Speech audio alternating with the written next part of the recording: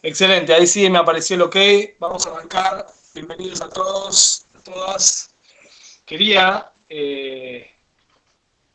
estamos yendo hacia la Sefirá, estamos en la Sefirá, estamos yendo hacia Shavuot, y yendo hacia Shavuot nosotros entendemos que la idea es una construcción. Cuando hablamos de construcción hablamos de un paso a paso, por eso los días se suman, porque cada día es algo importante, es algo donde nosotros tenemos que empezar a ir escalando peldaños de mejoramiento, de pulido de las cualidades humanas. Y cuando pensé un poco en qué hablar, se me ocurrió, había leído hace un tiempo un ensayo de Raptowski que habla un poco de algo un poco más básico. A veces me pasa que la sefirá se nos hace larga y se nos hace difícil de agarrar, no sabemos bien para qué lado tenemos que enfocarla. Me parece a mí fundamental que podamos entender algunos conceptos básicos. A veces intentamos, como dice Rapvolve, litfos vayamaim, pensamos un poco a veces que espiritualidad quiere decir cosas tremendamente elevadas, y sin embargo en el día a día, en lo que tiene que ver con cuestiones que son tanto más básicas, perdemos un poco el foco. Entonces me pareció importante empezar a desmenuzar el concepto de espiritualidad y ver cuáles son aquellos indicadores que nos van a permitir a nosotros volver a centrarnos. Ese descentramiento que a veces tenemos intentando buscar cosas que están por encima de nuestro nivel, dejando de lado muchas veces cosas muchísimo más básicas, muchísimo más esenciales.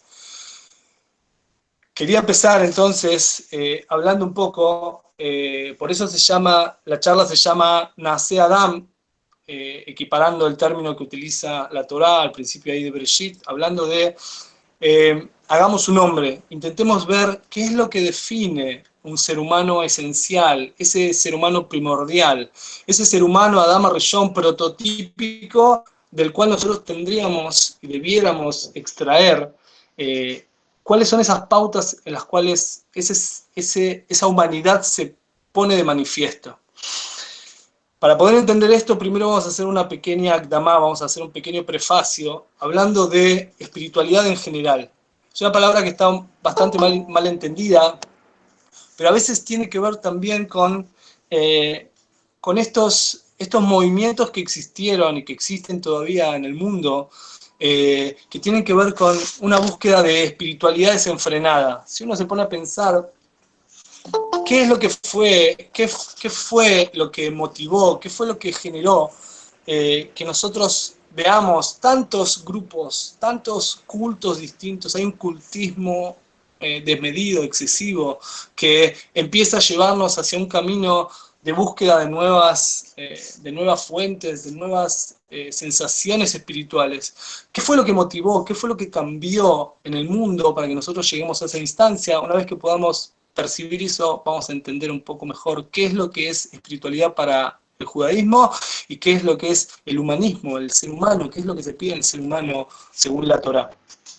Para empezar, entonces, tenemos que empezar pensando que estos movimientos, estas rupturas que se generaron en los últimos 30 o 40 años, esta búsqueda del New Age, de nuevas sensaciones, nuevas realidades, gente que se va al Tíbet a hacer meditación, cursos de yoga, ¿qué es lo que expresan? ¿Qué es lo que hay adentro de todo eso? Ustedes saben que hace 100 años, 120 años, la gente moría bastante joven, no había expectativa de vida muy grande, sino que al revés, lo que pasaba es que la gente tenía 40, 50 años de expectativa de vida, la gente se pescaba un resfrío y se moría porque no había antibióticos.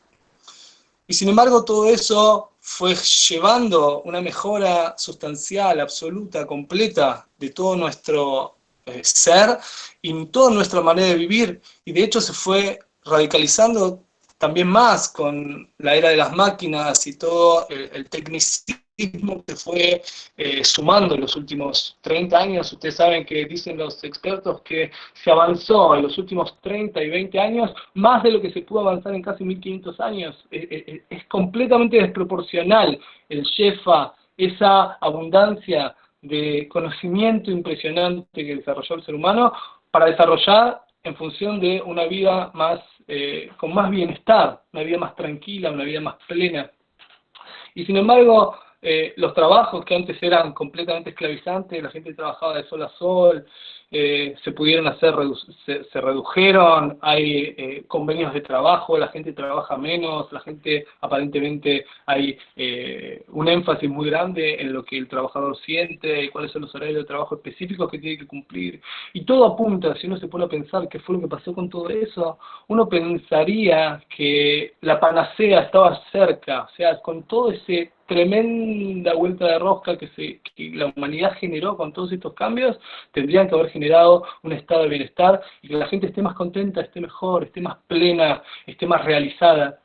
Y sin embargo, cuando uno empieza a ver un poco las estadísticas en los países, uno se da cuenta que todo lo contrario. Por eso que mencionaba al principio que todas estas búsquedas de espiritualidad completas en todas las ramas, en todos los países, con distintos formatos, unos más así, unos más así, pero todos tienen un mismo denominador común. El denominador común es el hastío, es la falta de completitud, hay un faltante, hay un gizarón que habla de que, sin embargo, que pudimos estar como nunca antes a nivel de bienestar, la felicidad plena, completa no ha llegado. Por eso que cuando nosotros pensamos en esto de espiritualidad, lo primero que salta a la luz es este descontento. Hay una falta interna en el ser humano que se manifiesta con esta búsqueda excesiva de nuevos patrones de espiritualidad para poder salirse de ese hastío, de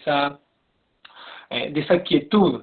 ¿Sí? Hay una quietud, hay un vacío que habla de esa faltante. No logramos, o sea, lo que se pensaba que haciendo X, Y, Z, íbamos a llegar a algún lado, al final, como esa zanahoria que van poniendo al caballo para que la coma y avance, cuando pensamos que íbamos a llegar, se nos corrió. Y así nos pasa con todo, y si uno piensa, bueno, pero que entonces, ahora que pudimos, tenemos toda la tecnología, vida y por haber, y todo lo que uno se puede, calentamos en microondas, y tenemos hornos eléctricos, y tenemos las luces que se prenden con la voz, y tenemos celulares, smartphones súper inteligentes, bueno, todo eso tendría que haber llegado, que las cosas se hagan solas, y que nosotros podamos dedicarnos verdaderamente a lo importante, a pensar, a reflexionar, para qué estamos en el mundo, cómo es esto, y sin embargo nada de eso ocurrió.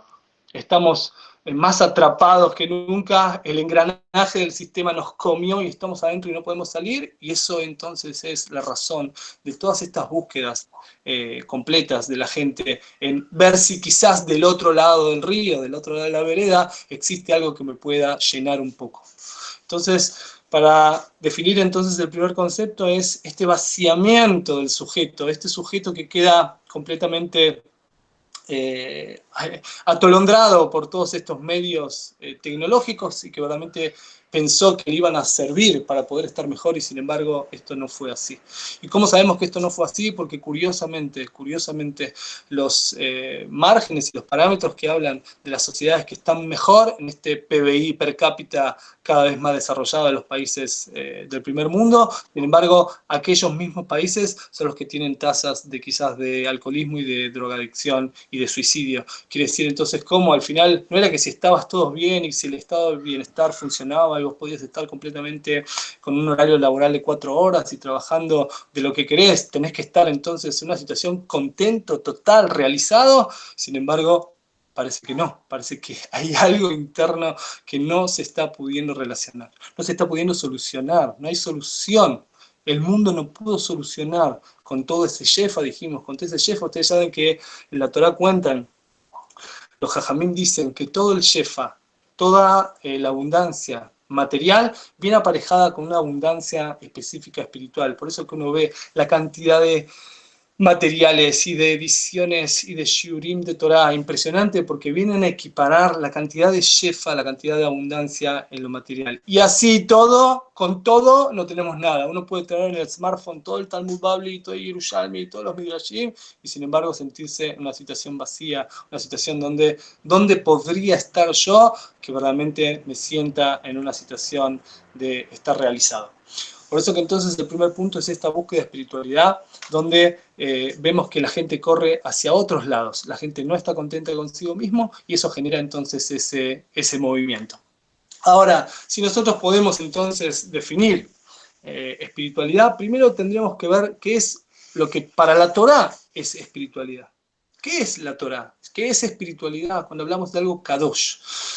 Entonces, dijimos que era una palabra que se usaba generalmente mal y definía un montón de costumbres, un montón de actos y de cultos. Sin embargo, vamos a empezar a definir lo que no es espiritualidad para la Torá. Ustedes saben que espiritualidad no tiene que ver en absoluto con aislarse de la sociedad. Ustedes saben que hay monjes, como mencionábamos antes, monjes tibetanos que van y se instalan en sociedades donde no hay mujeres y pueden estar en meditación larguísimas horas del día, separados del compra-venta, comiendo lo mínimo, llevando los placeres a niveles cuasi inexistentes, y en eso es la búsqueda de una completitud, una situación extra de meditación con lo trascendental. Y sin embargo, para la Torá justamente eso no es el tipo de espiritualidad que la Torá quiere de nosotros. A nosotros se nos dio permiso de comer, se nos dio permiso de tomar,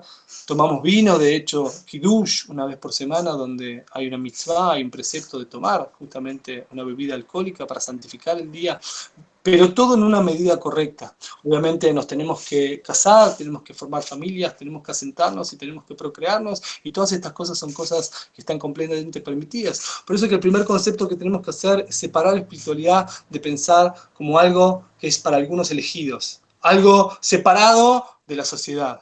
Esas personas que se van y viven una vida ascética completamente desprovistos de contacto con el mundo real. La Torá obviamente eso no pide, la Torá eso no es espiritualidad, no es lo que estamos hablando acá. Dice, nosotros tenemos que comerciar, tenemos que ganarnos el pan, tenemos que vivir, y sin embargo, esa vida tiene que estar conectada con algo que vamos a llamar espiritualidad. ¿Pero qué es espiritualidad entonces? La Torá cuenta en Shemot, dice, Be'anshei Kodesh Tiyun Li, dice, Be'anshei Kodesh. Fíjense acá la dualidad que existe. Anashim Kodesh, Anshei Kodesh, una nación santa. ¿Sí? Van a ser Anashim y van a ser Kodesh. No hay, va a ser Kodesh, ustedes serán Kedoshim solamente. Es verdad que dice Kedoshim Tiyu, pero acá es la base que sustenta el otro pasuk, tiene que ver con Anashim. Anashim Kodesh, Anashim Kodesh. Explica el Rebbe de Kotz, dice, ¿qué es Anashim Kodesh? Aparentemente son opuestos. La intuición dice que son cosas separadas, como pensamos, que uno tiende a pensar espiritualidad como algo alejado de lo humano. Sin embargo, el pasuk nos viene a decir, y ese es el punto que el Rebbe de Kotz, el Rebbe viene a marcarnos, vos tenés que ser humanamente santo, pero humanamente. La parte de tu humanidad se tiene que manifestar para llegar a ese grado de kedushá, de santidad. No pueden estar, está prohibido que estén separados. Nosotros no se espera que seamos ángeles de ninguna manera, ese no es nuestro tafkid. Los ángeles son estáticos, no pueden mejorarse, tienen funciones súper específicas, son más kedoshim que nosotros, no podemos llegar al nivel malach, porque eso sería estar justamente separado del alma del cuerpo, pero lo que sí se nos pide es que cuando seamos anashim, seamos kodesh, anshe kodesh tiunli. Dicen que había una vez un hasid devoto de un rebbe en Europa, y cuentan que era muy rico esa persona, y cuentan que fue a lo del rebbe completamente contento, diciéndole, rebbe, no sabe lo que pasó, pude hacer unas transacciones, y al final se estaba acercando Pesaj y le dice, pude comprarme una casa específica que es la casa mía de Pesaj. ¿Y sabe qué hago? Cierro mi casa de Hametz, cierro la casa mía que tiene las levaduras, tiene los panes, vendo todo, me mudo a una casa donde tengo absolutamente todo de Pesaj. Tengo mi horno de Pesaj, tengo mi hornito, mi microondas de Pesaj, mis vajillas, todo lleno de Pesaj, y ahí es donde yo vivo, y después cuando termino eso vuelvo para atrás. El Hasid estaba tremendamente contento, pensaba que había hecho una mitzvah impresionante. Dicho sea de paso, nos pasó, el Rav Oppenheimer siempre nos dice a nosotros, y es lo que un poco menciona, que Pesach tiene que ver con la fiesta de la familia, y la fiesta de la familia vivida en lugares donde hay caterings muy grandes, y se pierde la especificidad, y se pierde el estar y el contacto con los hijos, obviamente que es bastante difícil llevar a cabo un seder como corresponde. Pero este año no lo pudimos realizar, acá Hu nos mandó específico que estemos bebidud, que estemos separados, justamente quizás para poder manifestar la importancia de todo esto que estamos mencionando. Pero volviendo a la historia, el Rebbe le dice, no solamente que no estoy impresionado para bien, al revés, te tengo que decir algo, la Torá justamente dice que lo que estás haciendo está muy mal. Justamente atentaste contra el objetivo de la Torá. ¿Por qué? El Hasid no lo podía creer. El Rebbe le dijo, justamente porque la Torá lo que quiere es justamente que vos sí tengas Hametz todo el año y que en algún momento del año te desprendas de él. Dice, no teniendo Hametz encima, no poseyendo el Hametz, no es justamente el propósito de que la Torá te pidió todo esto. Obviamente, el Hasid no lo podía creer, pero lo que estamos hablando acá es que a veces nos pasa que tendemos a esa separación. Pensamos que hacer cosas que tienen que ver con mucha espiritualidad implica salirnos de nuestro marco, salirnos de nuestro entorno y hacer cosas por encima de él. Pero justamente la Torá no quiere eso. La Torá quiere que vos te revuelques en el Hametz, que estés viviendo completamente en el Hametz y que en determinado momento limpies tu casa y hagas Biur Hametz. ¿Dónde está el Biur Hametz? ¿Dónde está la quemada, la destrucción de ese Hametz? Si vos lo único que haces es cerrar la llave e irte a una casa que no lo posee, te perdiste, le dice el Rab, te perdiste, tenés una falla acá en el entendimiento de lo que la Torá pide de vos. Obviamente, en el entendimiento de lo que el Rebbe le dijo, están estos dos sujetos, estas dos percepciones que tienen que ver con el Yetzer Hará y con el Hametz. Nosotros sabemos que para la Torá el Hametz es el prototipo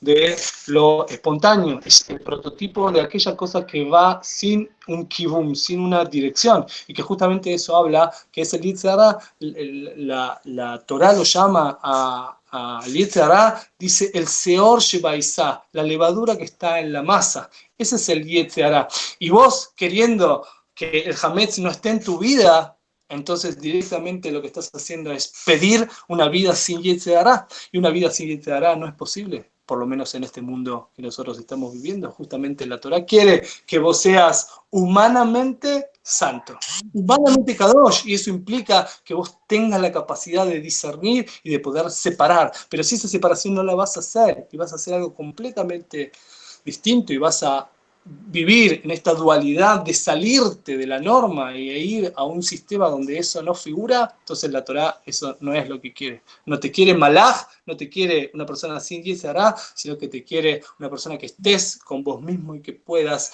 completamente transformarte y manejar y dominar al Yetzer Hará.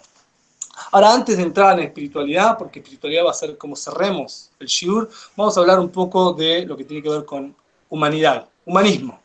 Lo humano, cuando hablamos de lo humano, para encontrar espiritualidad tenemos que definir primero qué es lo humano. En función de eso vamos a poder hacer el match y vamos a poder juntar las dos cosas.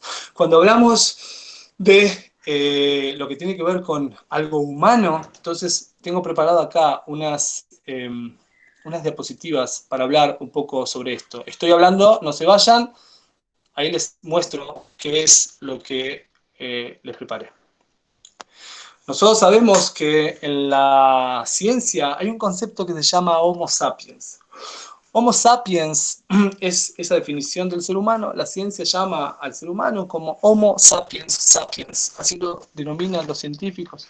Y realmente esto hace alusión a dos cosas. Cuando la persona escucha este término, lo primero que dice es, uy, sí, esto yo lo estudié en la secundaria, biología 1, biología 2, esto está claro, esto yo ya lo vi. Y bueno, y cuando le preguntan un poco más, bueno, pero ¿a esto a qué se está refiriendo? Esto se está refiriendo a justamente que sos un hombre, homo, hombre, sapiens, inteligente, un hombre inteligente. Eso es un poco cuando uno habla con la gente, más o menos que toca de oído, eso es lo que al principio empiezan a contestar.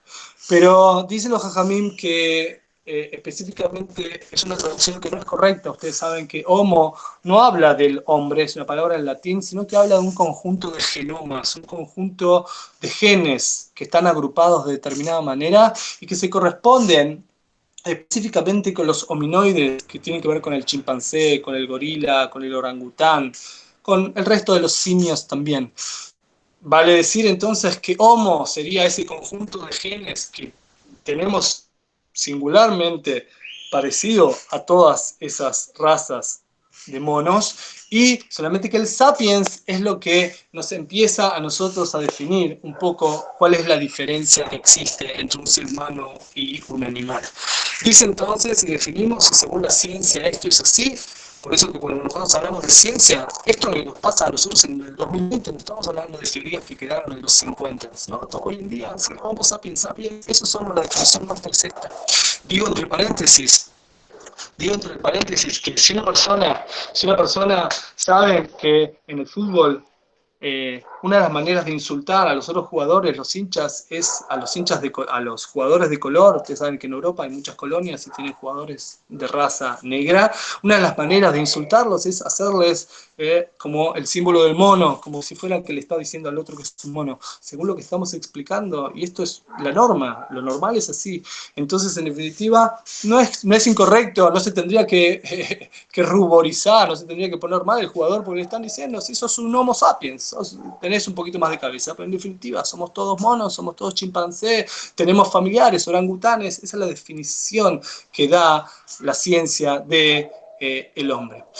Lo que me gustaría trabajar con ustedes, y por eso les pido un poco de paciencia con los flyers, porque son 8 diferencias que vamos a encontrar. Vamos a intentar ir rápido y hacerlo ameno, pero son 8 diferencias que nos van a entender un poco más, nos van a dar el marco referencial para que podamos entender qué es lo que se entiende, qué es lo que entiende la Torá por un ser humano. No estamos hablando acá de un ser humano con alguna religión, sino que estamos hablando específicamente de un ser humano sin más. ¿Qué es lo que Hashem creó cuando creó un Adán? Por eso la charla se llamaba Nace Adam. Cuando buscamos un Adán, ¿qué es lo que tenemos que encontrar? Obviamente que el primer punto, como están viendo acá, tiene que ver con el intelecto. El intelecto, obviamente, es la primera distinción. Si uno pone un orangután y pone una persona, la persona puede de repente hacer una programación complicada en lenguaje Java, y el mono obviamente lo único que puede hacer es comer bananas y acomodar unos juguetes. Pero esa diferencia es una diferencia abismal. Efectivamente, el intelecto, el sapiens, es la primera diferencia que existe. Pero lo que les voy a plantear, y para que pensemos, es que justamente es una de las diferencias, pero hay tantas otras que si nosotros las dejamos de lado, entonces nos vamos a perder de poder contemplar la imagen total del ser humano. El segundo punto que traen acá, el Raptuelsky en varios libros lo define así, que es una cosa maravillosa que tiene que ver con aprender del pasado. Otra de las características, la segunda que estamos viendo, que es una característica intrínseca del ser humano, que los animales no la tienen, es aprender del pasado. Cuando hablamos acá de aprender del pasado, no nos estamos refiriendo específicamente a lo que pasó ayer, anteayer, hace una semana. Obviamente que el gato que le tiraron un palo cuando pasó por algún lugar y quería robar un poco de comida, va a aprender, y aprendió que no tiene que pasar por ese lugar. Lo que estamos hablando acá es algo muchísimo más profundo, es algo extendido en el tiempo, es aprender, por ejemplo, de generaciones pasadas. El gato, el perro de hoy en día, no puede aprender de la generación de los perros que estuvieron en Rusia en el 1500, y mucho menos hace un año atrás. No existe que puedan aprender y legar a sus crías conocimiento del pasado, cuáles fueron aquellos errores que ellos no tienen que volver a repetir para poder aprender así del pasado. Entonces, cuando hablamos de aprender del pasado, esta característica única que no compartimos con estas razas inferiores, entonces tiene que ver con ese aprendimiento del pasado que nos permite aprender de las experiencias previas e impedir de que nosotros volvamos a caer en errores, y poder armar estructuras de conducta que no nos hagan ir por esos mismos lugares. Por eso tenemos la historia, por eso tenemos Yetziat Mitzrayim, por eso tenemos toda esa característica de Am Israel, que es de venir y aprender de lo que pasó. Obviamente dijimos, esto es general, cualquier persona puede aprender de generaciones pasadas o de regímenes que no funcionaron, no sé, del comunismo, del bolcheviquismo, de un montón de situaciones que no funcionaron, intentar cambiar eso. Pero ese nivel de abstracción de poder aprender del pasado, obviamente es un rasgo que es característico del ser humano nada más. Vamos a otra definición. La otra definición tiene que ver con una capacidad de pensar en el objetivo y el propósito de nuestra existencia. Obviamente, es muy lógico pensar que todos tenemos esta capacidad de pensar el objetivo y el propósito de nuestra existencia, para qué estamos acá, para qué vivimos, a dónde llevo mi vida, a dónde llevo mi familia, qué se espera de mí en este mundo, en estos 80, 90, 120 años que voy a vivir, a dónde voy a ir, dónde quiero manejar mi carreta, hacia qué lugar y cuál es el propósito. Uno no se imagina a los animales pensando qué quieren hacer. Si la vaca piensa, yo quiero ser un cinturón, o si el perro piensa, yo quiero ser uno que agarre la pelotita toda mi vida. Sin embargo, esta capacidad de pensar en cuál es el objetivo y el propósito para qué estamos es una habilidad que es específicamente única al ser humano. Cuando hablamos de que los animales no lo tienen, uno podría pensar, dice, bueno, pero ¿quién te dijo? Por ahí los animales piensan entre ellos y tienen diálogos socráticos y empiezan a pensar para qué están, y un pajarito le dice al otro, yo creo que estamos acá. Obviamente que de la misma manera que en el intelecto nosotros definimos que es la diferencia, la primera que vimos, que los animales no la tienen, de la misma manera las capacidades únicas que vamos a ver tienen ese mismo nivel de distinción. Vamos a pensar que no lo tienen, de la misma manera que no tienen esto, vamos a entender como esto, los seres humanos sí lo tienen, los animales obviamente pensamos que no lo poseen. Y uno me puede decir, bueno, pero escúcheme una cosa, pero conozco gente que vive la vida, el día a día, living la vida loca y no tiene esta capacidad. No, pero fíjense, presten atención, capacidad de pensar. No quiere decir que lo lleven a la práctica, pero la capacidad, la habilidad de hacerlo, obviamente que esto es único en el ser humano. Vamos a la cuarta. La cuarta tiene que ver específicamente la capacidad de voluntariamente elegir mejorarse. Esta es una capacidad que es impresionante y que obviamente la tienen los seres humanos normales. ¿Por qué? Porque nosotros sabemos que en lo que tiene que ver con la naturaleza, los animales solamente crecen en tamaño, en volumen, pero no hay una capacidad de ser mejor perro. El perro no puede elegir ser mejor. La vaca no puede ser mejor vaca. No. Es rarísimo pensar que la vaca tiene la capacidad de ser mejor vaca día a día. Quiero ser una vaca, quiero ser un perro más fiel. No, el perro es fiel o no es fiel, pero la capacidad de pensar que eso es un movimiento que yo puedo generar, entonces obviamente eso es únicamente humano. Cuando hablamos de únicamente humano, estamos hablando entonces específicamente de,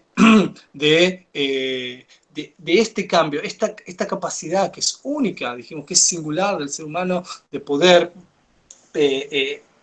voluntariamente mejorarse. Y uno puede preguntar, bueno, pero en la naturaleza nosotros también vemos que hay determinados animales, por ejemplo, no sé, la oruga que se termina convirtiendo en una mariposa. Hay un cambio, hay una mejora, obviamente que mariposa es un ser aparente mejor que una oruga que se arrastra. Sin embargo, por eso que en el título dice voluntariamente.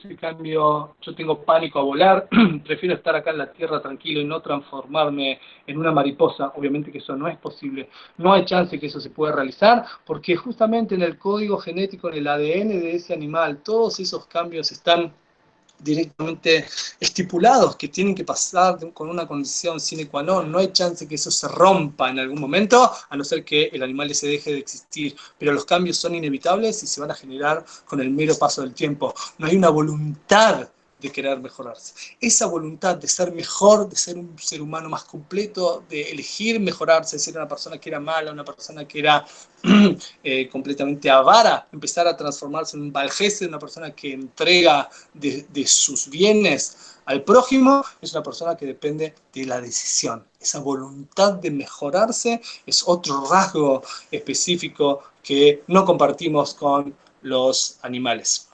Tenemos entonces, dijimos, la capacidad de voluntariamente elegir. Después tenemos otra cosa que es también interesante, que es la capacidad de postergar una gratificación. Imagínense, ustedes saben, los animales, cuando se dispara la necesidad de gratificación, los animales no pueden hacer otra cosa que hacerlo. Si uno tiene, por ejemplo, un perro y le deja comida para 5 días, lo más probable es que si el perro tenga hambre, el perro directamente se coma los 5 potes de comida y no pueda hacer una ración de día por día, porque la gratificación se tiene que evacuar en el momento que surgió, en el momento que el resorte ese se disparó, entonces obviamente ese instinto por la gratificación va a generar que el animal no pueda detenerse. Y uno no se imagina un animal diciendo que, bueno, que en realidad tengo hambre, pero prefiero esa comida dejársela a mi esposa que va a venir un rato y yo mañana me hago un sándwich a la mañana. No, si hay hambre, hay un estímulo y una respuesta. Hay un estímulo, se desató una necesidad de suplir, de cumplir la gratificación, y eso es impostergable. La capacidad humana, única, específica, tiene este rasgo de poder generar, postergar una gratificación, elegir postergar y que esa gratificación se pueda cumplir cuando uno la elige. Obviamente, estas obligaciones, entonces, este trato humano es algo específico, una especificidad también humana. Otro punto importantísimo también tiene que ver con el poder de reflexionar sobre las consecuencias de nuestras acciones. Imagínense una persona que está pensando sobre un tiburón y que el tiburón, por ejemplo, viene y dice, bueno, sí, la verdad que si yo ahora voy a morder a ese surfer que está ahí nadando en Australia, en la costa de Australia, después van a venir los pescadores y me van a pescar con el arpón, y esto yo no lo quiero hacer. Si muerdo, me van a venir a cazar.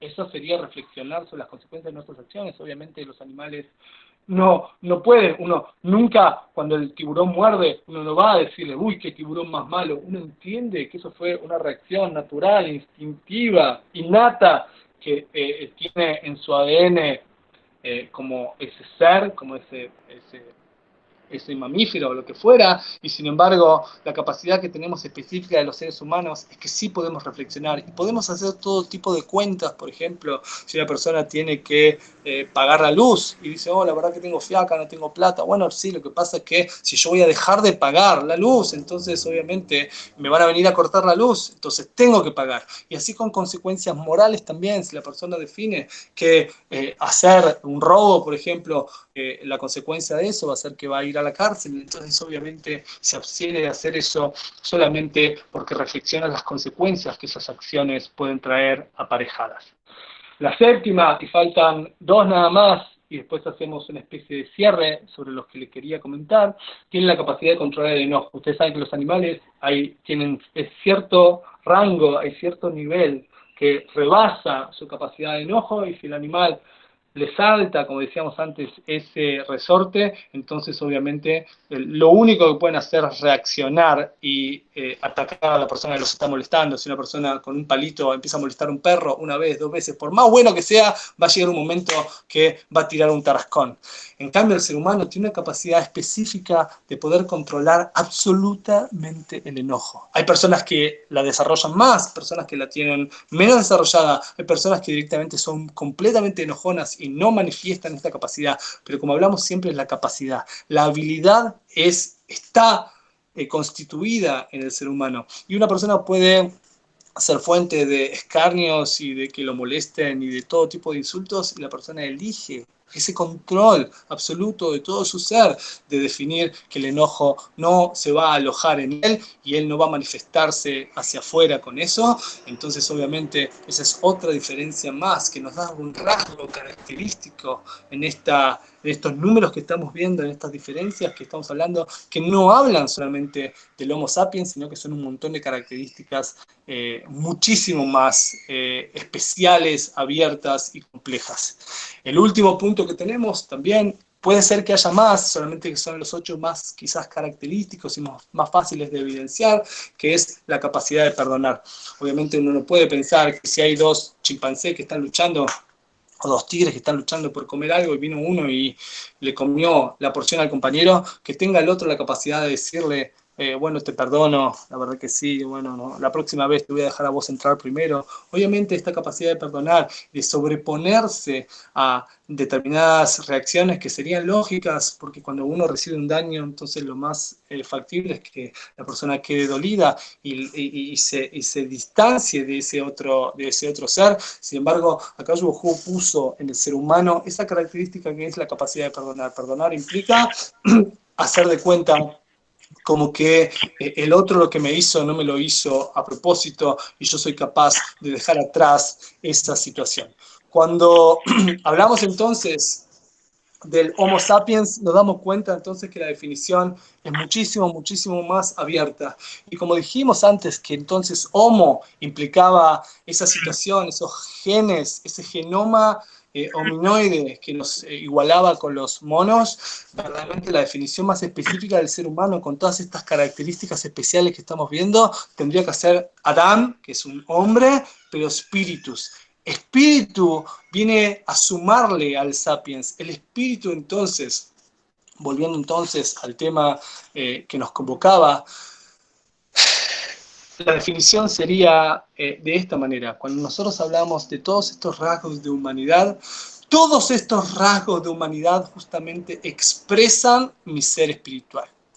Vale decir que si una persona quiere ser una persona espiritual, no tiene que irse al Tíbet, no tiene que irse a un retiro, no tiene que buscar arriba de las montañas, lo único que tiene que hacer es expresar en su ser todos esos rasgos distintivos de humanidad que habitan en él. En la forma que la persona los pueda manifestar, directamente proporcional, esa persona se va a transformar en un ser espiritual, porque justamente estamos diciendo entonces que humanidad y espiritualidad entonces son sinónimos, no están uno completamente separados. El Anshe Kodesh, ¿sí?, que van a ser humanamente santos, son una sola unidad, y eso tiene que ver con el ser humano. Cuando hablamos del ser humano y lo tendemos a rebajar hacia solamente un chimpancé con intelecto, nos está faltando en la foto todos estos rasgos de estas características esenciales, primordiales que tenemos y que se nos pide a nosotros desarrollar. Cuando nosotros, entonces, hablando de lo que tiene que ver con la Sfirá y con el Omer, me pareció importante que nosotros tengamos en claro que para llegar a ser un Adán, para nacer un Adán, entonces primero tenemos que ser un ser humano. Dejando de lado la Torah, es como que la Torah nos va a dar ese twist, esa vuelta, ese agregado completo. Pero si no tenemos esto básico, es como que la Torah no puede generar una transformación, porque nos está pasando que nos estamos olvidando de con qué materia prima estamos trabajando. Nosotros queremos ser un hombre espiritual que pueda recibir la Torah. La Torah va a venir a potenciar todo eso, pero si esos rasgos nosotros no los manifestamos, no los ponemos en la práctica, entonces obviamente la Torah no va a poder reforzar algo que en la base no está, en la base está completamente inactivo. ¿Por qué me pareció importante hablar de esto? Y esto está bueno que me veo en la cámara, porque en definitiva me estoy hablando hacia mí mismo. A veces nos pasa que, a pesar de haber entendido y que lógicamente podemos decir, che, qué bárbaro, estos 8 puntos yo los entiendo y están completamente diferentes de lo que los animales son, sin embargo nos pasa cuántas veces que nos conducimos en un grado Homo sapiens solamente, y a veces ni siquiera en Homo sapiens nos conducimos en un grado Homo, nada más. ¿Por qué digo esto? Porque el único punto donde los animales tienen la capacidad de no acceder a ese resorte que se dispara con los instintos es un único caso. Piénsenlo, me parece que se mete. Un único caso. El único caso es cuando hay el miedo a la retribución.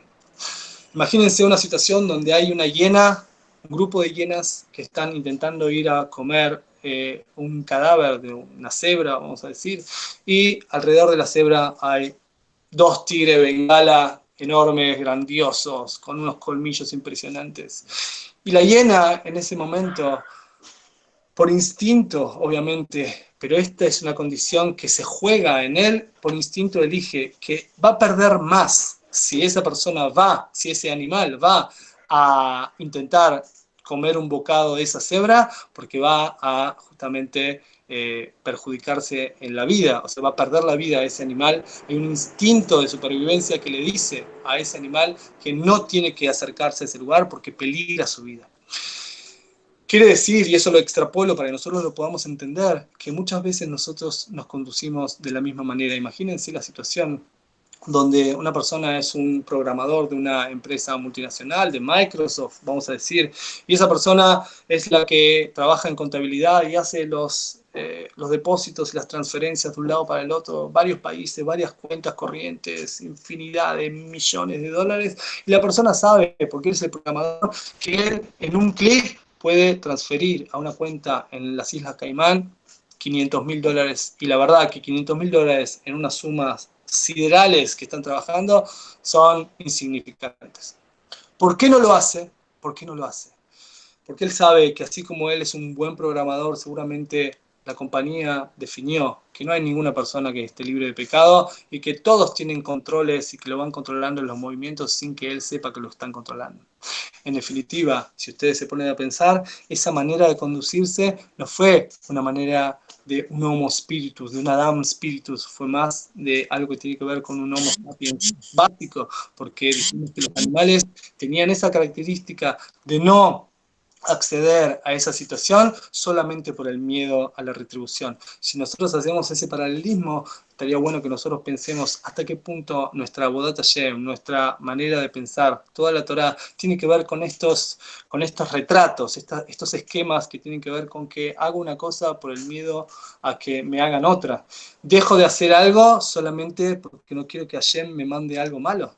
Pero para esa manera de pensar, no es una manera de pensar que tiene que ver más con los animales. Entonces, ¿hasta qué punto se juega en mí una manera de conducir donde no puedo expresar esta capacidad de medir, por ejemplo, en uno de los ítems que vimos, las consecuencias de mis acciones? No que no lo hago por la consecuencia, no que las cosas las dejo de hacer o las cumplo por lo que va a pasar. Esto se puede extrapolar al que dirán, a la presión social, un montón de cosas. ¿Cuántos movimientos nosotros hacemos? No porque manifestemos nuestra humanidad específica, sino porque tenemos miedo de otras consecuencias.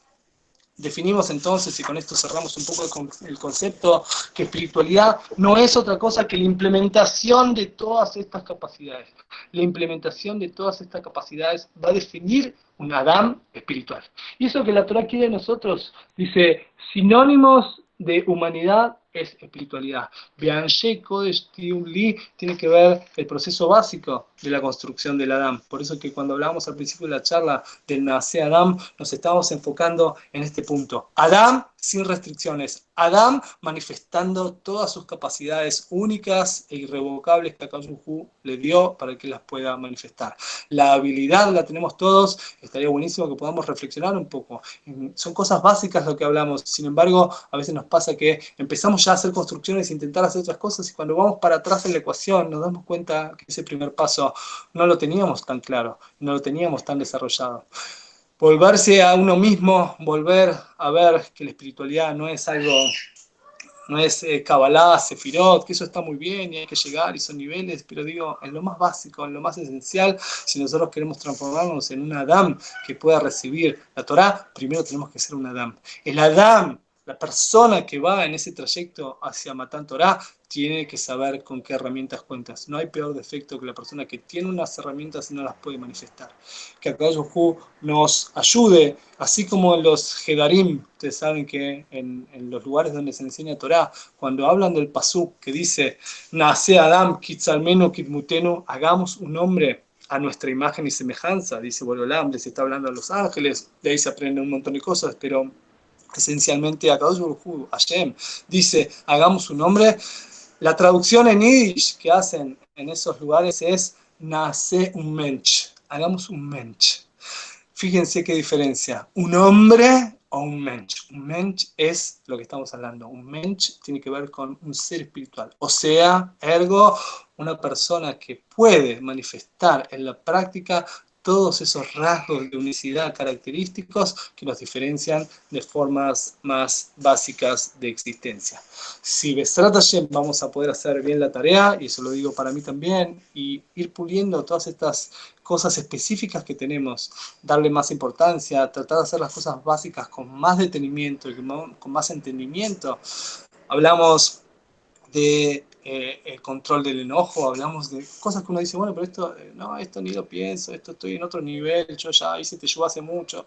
No, control del enojo, la capacidad de perdonar, la capacidad de pensar a futuro, la voluntad de mejorarse. ¿Queremos mejorarnos a nosotros mismos? ¿Ejercitamos la voluntad de mejorarnos a nosotros mismos o estamos en automático yendo por los hagim como si fuera un auto que está en punto muerto y la bajada nos va llevando? Todas estas cosas nos tendrían que hacer ruido para que podamos nosotros verdaderamente hacer un trabajo más íntimo, y así de esa manera, si vamos a poder manifestar todas estas cosas, entonces vamos a estar más preparados para seguir construyendo, sí, en niveles de Torah, que la Torah lo que hace es maximizar todas esas cosas que teníamos de fábrica y potenciarlas de un nivel y de una forma óptica. Que tengan entonces buenas noches y Shabbat Shalom mañana.